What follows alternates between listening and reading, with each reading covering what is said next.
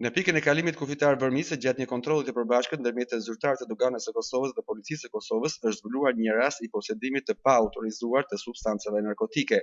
Rasti është evidentuar pas selektimit për kontroll të një automjeti që po hynte nga Republika e Shqipërisë në Kosovë. Gjatë kontrollit të detajuar të automjetit në vijën e dytë në ulsen e drejtuesit të mjetit është gjetur një qese najloni e tekdukshme që përmbante substanca të dyshuar narkotike të llojit kokain me peshë rreth 500 gram. Po ashtu gjatë kontrollit trupor të personit është gjetur edhe një sasi e vogël e substancës së dyshuar marijuanë me peshë rreth 0,57 gram.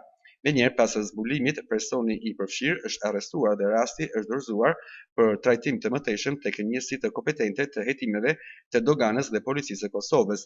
Njësia për hetime ka konfirmuar përmes testit fushor se substanca e sekuestruar është e llojit kokain. Kontrolli i mëtejshëm i automjetit është kryer edhe përmes skanerit në bashkëpunim me autoritetet doganore të Republikës së Shqipërisë, ku nuk janë gjetur materiale të tjera të dyshimta.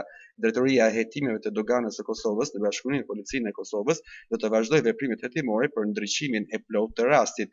Ky rast dëshmon angazhimin e përbashkët të institucioneve për mbrojtjen e kufive, parandalimin e kontrabandës dhe luftimin e trafikimit me substanca narkotike, thuhet në njoftimin zyrtar të doganës së Kosovës.